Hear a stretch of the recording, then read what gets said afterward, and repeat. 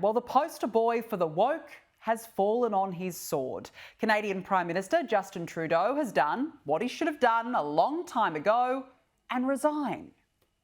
This country deserves a real choice in the next election, and it has become clear to me that if I'm having to fight internal battles, I cannot be the best option in that election.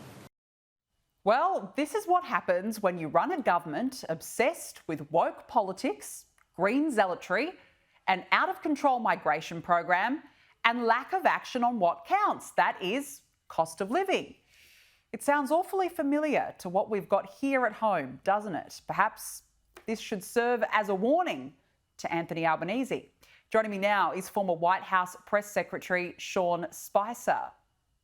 Sean, thank you for joining me. Justin Trudeau should have resigned a long time ago. How would you describe his legacy? I think his legacy will be how it ended today. I mean, the idea that Trump came back into office, he's not even sworn in yet, and Justin Trudeau tried to bow at the knee of Trump, fire back, it wasn't successful. I mean, it just shows you how pathetic it is. His press event today outside of his home just sounded weak for a guy who's been prime minister for 9 years, the leader of his party for 11. He's whimpering out at best. Yeah, and I see this as a total cop-out. I mean, he had time to call an election. What is he so afraid of, do you think? I think, like Joe Biden here in the United States, it's sad when you have to look yourself in the mirror and realize how your legacy is going to be laid out in history. Right? Joe Biden snapped at a bunch of reporters last night because I think he's upset about how his legacy is starting to be portrayed here.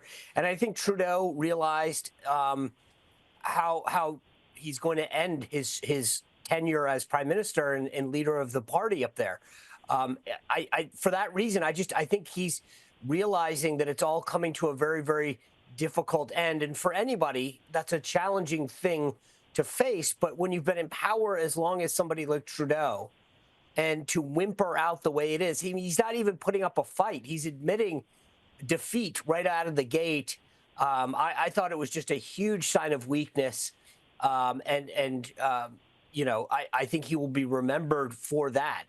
How much of this do you think is the Donald Trump effect? Do you think that the incoming president actually ended Trudeau's career? Absolutely. I mean, there's no question about it. I think Trudeau flew down to Mar-a-Lago, as we all saw, hoping to make nice.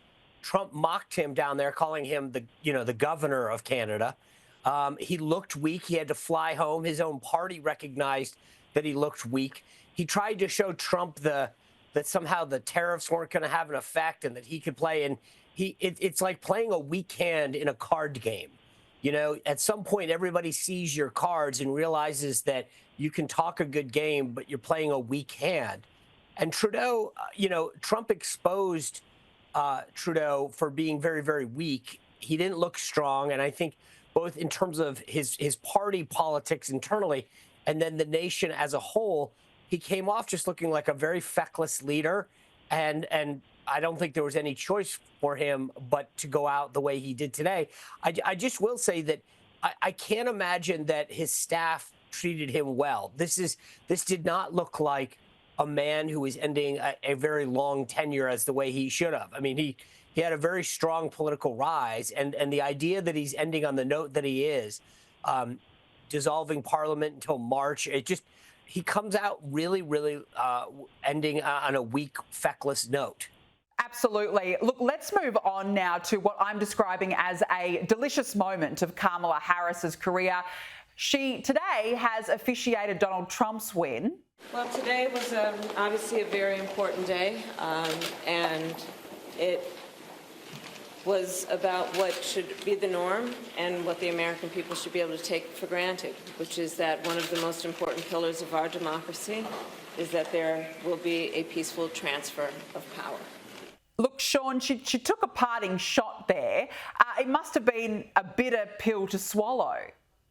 Yeah, look, I will say this. I'll give her credit. She did her job.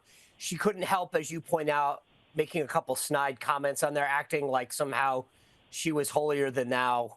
But the bottom line is she did her job today. I'll give her credit for that. when you lose as resoundingly as she did, this wasn't a close election. She blew it both in the Electoral College, she blew it the popular vote, and she blew key constituencies within the Democratic Party.